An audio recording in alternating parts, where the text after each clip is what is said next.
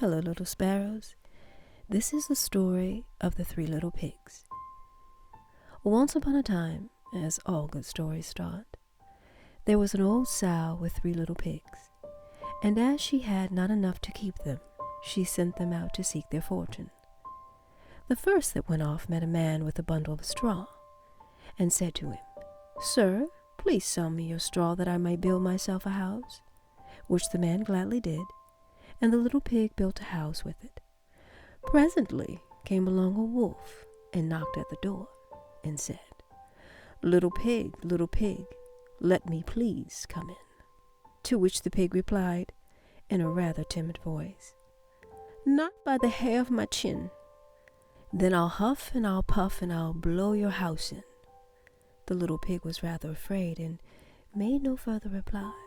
But the wolf kept his word and blew the house in, and with a squeal and a thump, ate the little pig. The second little pig met a man with a bundle of sticks, and said, "Please, sir, sell me some sticks that I might build myself a house," which the man gladly did, and the pig built himself a house.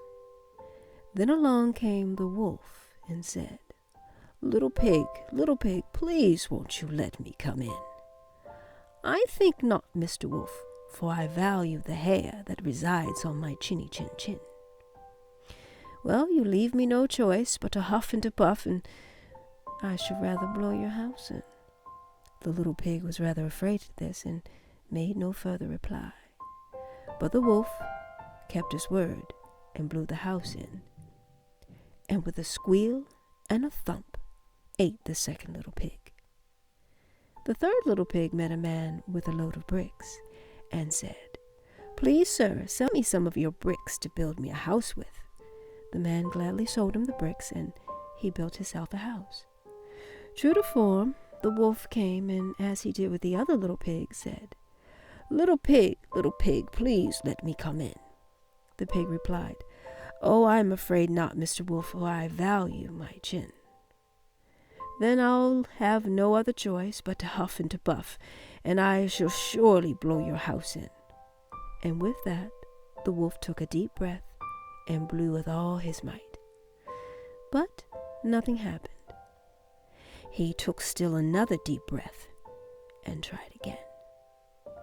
When the wolf found out that he could not, with all his huffing and puffing, blow the house down, he decided to change his tactics, as all wolves do. And he said, little pig, I know where there's a nice field of turnips." "Oh, where?" said the pig.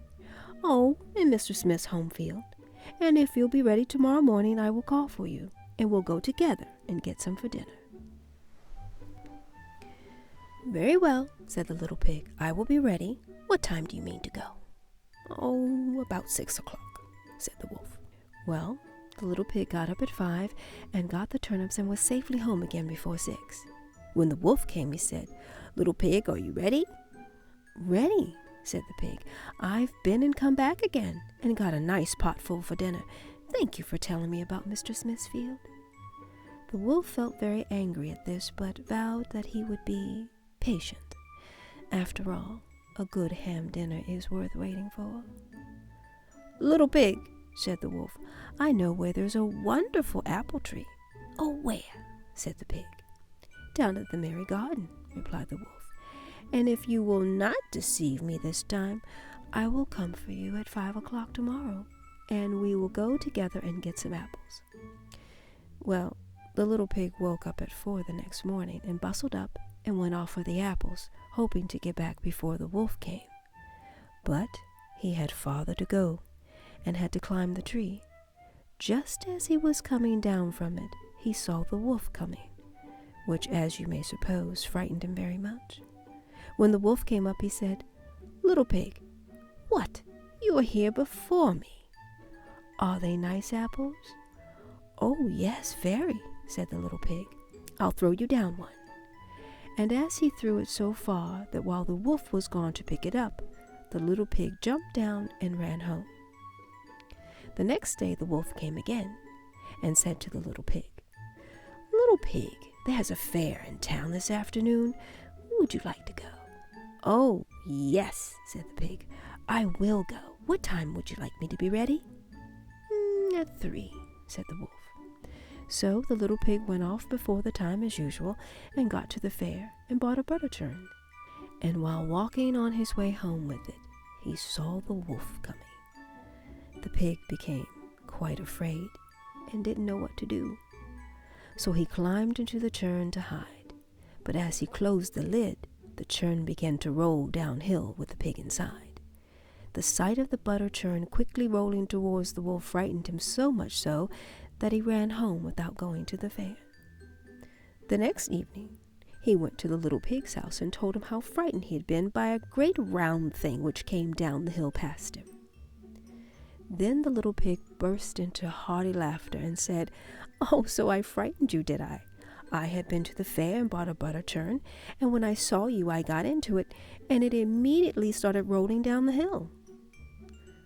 The wolf could no longer hold his composure and became exceedingly angry and declared in his heart that he would devour the little pig. When the pig heard the wolf's claws scratching and climbing on the roof, he decided that he would not be afraid.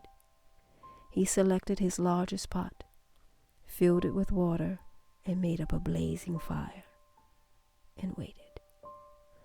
All the wolf could think about was getting to the pig, how patient he had been and how easy it was to eat the others.